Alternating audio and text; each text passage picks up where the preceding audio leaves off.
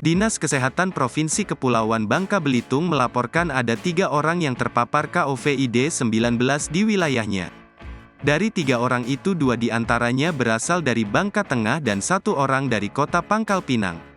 Mereka mengalami gejala demam dan batuk. Dengan kasus tersebut, Dinas Kesehatan Belitung Timur mengimbau masyarakat agar meningkatkan kewaspadaan diri dalam menjaga kesehatannya.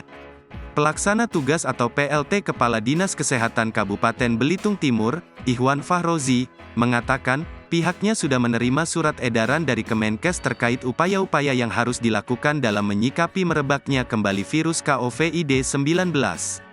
Salah satunya yaitu memastikan puskesmas dan vaskes lain siap menerima pasien COVID-19 dan melakukan antisipasi terhadap penyebaran COVID-19 di masyarakat, kata Ihwan, Kamis tanggal 21 Desember tahun 2023.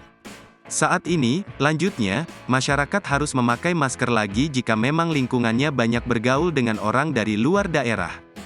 Karena menurutnya hal itu salah satu upaya mencegah dari terpapar virus tersebut. Kabid P2P Dinkes Belitung Timur, Supardi, menambahkan, saat ini belum ada peningkatan terkait penyakit pneumonia, IPSA, dan penyakit menyangkut paru-paru lainnya di Belitung Timur. Dia mengingatkan agar masyarakat harus segera memeriksakan diri jika ada gejala demam dan batuk.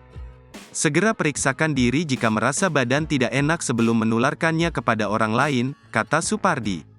Untuk surveillance dan pemeriksaan bagi pelaku perjalanan yang melapor dan memerlukan pemeriksaan, lanjutnya, sudah berjalan dan difasilitasi sesuai edaran Kemenkes.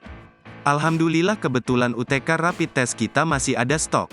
Namun untuk stok vaksin COVID-19 kita masih kosong, kata Supardi. Download Tribun X sekarang. Menghadirkan lokal menjadi Indonesia.